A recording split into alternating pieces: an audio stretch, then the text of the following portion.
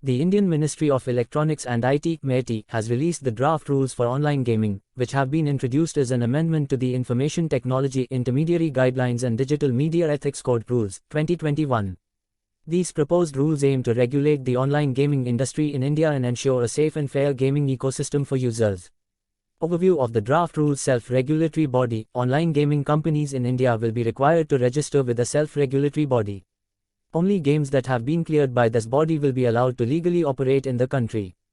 The self-regulatory body will have a board of directors with 5 members from various fields, including online gaming, public policy, psychology, and medicine. It is possible for there to be more than one self-regulatory body, and all of them will need to inform the government about the games they have registered, along with a report detailing the criteria for registering these games.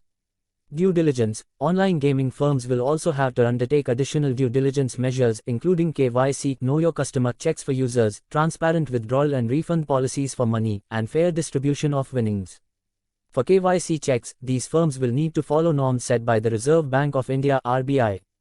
Random number generation certificate and no bot certificate. Gaming companies will be required to obtain a random number generation certificate, which is typically used by platforms offering card games to ensure that game outputs are randomly generated and unpredictable.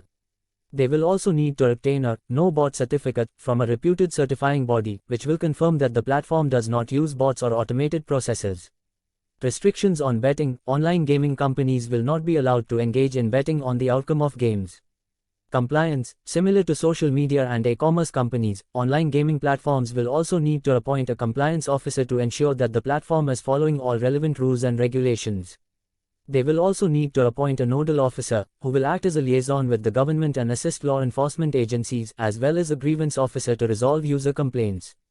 Reasons for the introduction of the rules. Protection of female gamers. Approximately 40 to 45% of gamers in India are women, making it important to ensure the safety of this segment of the gaming population.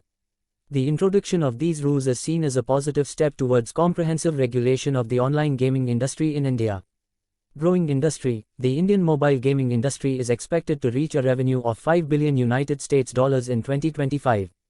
Between 2017-2020, the industry grew at a compound annual growth rate (CAGR) of 38% in India, compared to 8% in China and 10% in the US. According to a report by VC firm Sequoia and management consulting company BCG, the industry is expected to continue growing at a CAGR of 15% and reach 153 billion Indian rupees in revenue by 2024. Reduction of regulatory fragmentation. The online gaming industry in India has previously faced regulatory fragmentation at the state level, making it challenging for the industry to operate smoothly. The introduction of these draft rules is expected to reduce this fragmentation and provide a more unified regulatory framework for the industry.